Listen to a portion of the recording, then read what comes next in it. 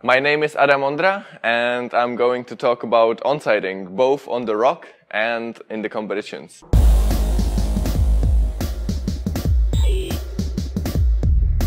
On the rock, there is an advantage that you can just make the observation for as long as you can.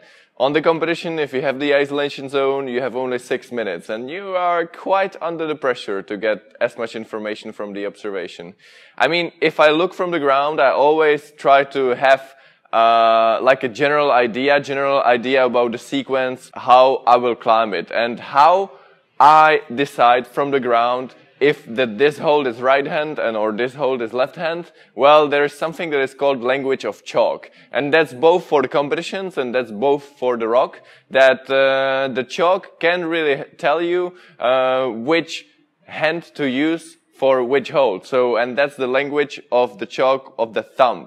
So if you see that the chalk from the thumb is telling you that it's a right hand, then it's most probably a right hand.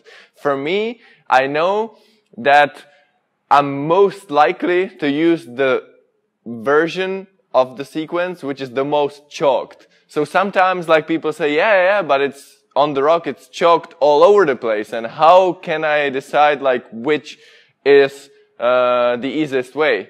I rely that I can use this method that is used by the average people, by the majority of the people. And that's why I know that if there is a handhold which is not chalked that much compared to the others, then it's probably just something that people tried but will never really work. And for me, onsighting is a lot about self-confidence. So if I see that this is the most chalked way and looks the most obvious, I just stick to it. Only when I start climbing, I stop in some kind of rest point and I look up.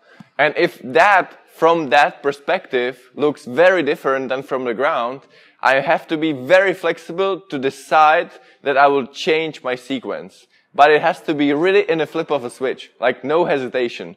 The more you hesitate, the harder the onsighting gets. Because what is the basic difference between onsighting and red pointing? Well, the route is the same. The holds are not any better.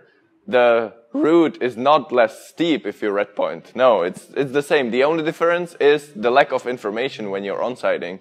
But the more you kind of pretend that you know the route perfectly, the closer the onsighting is to the red pointing. And the more you onsight, the more you climb, and the more you're really honestly willing to learn to become a better rock climber, to become a better onsight climber, the easier it will be for you to onsight and the closer your onsight limit will be to your red point limit.